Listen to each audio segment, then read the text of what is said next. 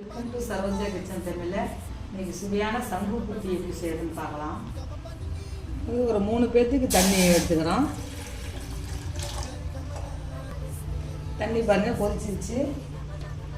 சங்குப்பூ வந்து ஒரு 10 பூ போட்டுக்காங்க. சங்குப்பூ வந்து நம்ம நல்லா மூளை வளர்ச்சிக்கு நல்லாயிருக்கும்.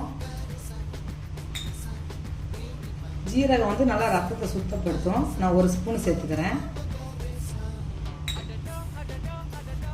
இஞ்சி வந்து ஜீரணத்துக்கு அது 1 ஸ்பூன் எடுத்துக்காங்க.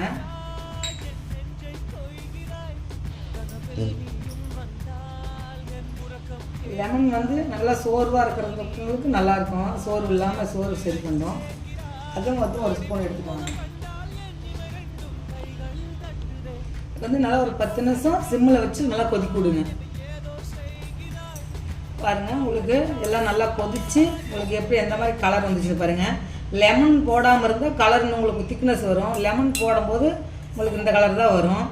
இது வந்து இந்த நோவு அந்த நோவில் இல்லை, எல்லா விதமான பிரச்சனைக்கும் இந்த சங்குப்பூ உங்களுக்கு தீர்வு கொடுக்கும். இது டீ காப்பி குடிக்கிறதால இந்த சங்குப்பூ டீ குடிச்சிங்க அப்படின்னா உடம்புக்கு ரொம்ப நல்லது. உங்களுக்கு இந்த சங்குப்பூ இல்லைங்க எங்களுக்கு கிடைக்கல அப்படிங்கிறவங்க எங்களுக்கு கீழே வாட்ஸ்அப் பண்ணிங்கன்னா உங்களுக்கு சங்குப்பூ பொடி நாங்கள் ரெடி பண்ணி தரோம். இது வந்து தேன் பாருங்க, நான் தேன் வந்து 1 ஸ்பூன் கலக்கிறேன். உங்களுக்கு தேன் வேண்டாம் அப்படின்னா சர்க்கரை சேர்த்துக்கலாம்.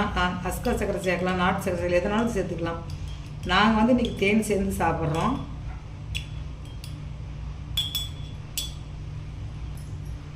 சுவையான சங்குப்பூ டீ ரெடி ஆயிடுச்சு.